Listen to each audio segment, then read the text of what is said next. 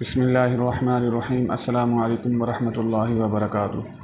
محترم سامعین کرام، حسد ایک ایسا گناہ ہے جس کی آگ میں انسان خود جلتا رہتا ہے۔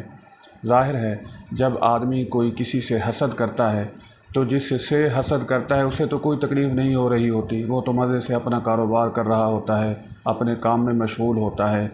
ظاہر ہے حسد کرنے والا جو ہے وہ تکلیف میں مبتلا ہوتا ہے، راتوں کو اس کو نیند نہیں آتی، کروٹیں بدلتا رہتا ہے، یعنی وہ خود حسد کی آگ میں جل کر اپنے آپ کو جلاتا رہتا ہے۔ ہم یہ دعائیں تو کرتے ہیں کہ اللہ تعالی ہمیں حاسدین سے بچائے، لیکن حاسد کی پہچان کیسے ہوگی؟ تو علماء نے حاسد کی کچھ نشانیاں بیان کی ہیں۔ علماء حاسد کی 7 نشانیاں بیان کرتے ہیں۔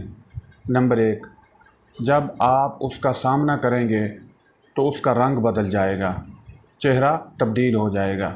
نمبر 2، اس کی آنکھیں پھر جائیں گی، یعنی وہ آپ کی نظروں سے نظریں نہیں ملا سکے گا۔ نمبر 3، آپ کو آہستہ سے سلام کرے گا، بلند آواز سے آپ کو سلام نہیں کرے گا۔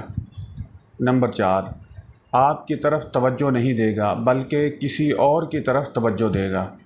نمبر 5، آپ سے ایسا رویہ اختیار کرے گا کہ گویا کہ وہ آپ کو جانتا ہی نہیں۔ نمبر 6، آپ کی بات اس پر پہاڑ کی طرح گرے گی۔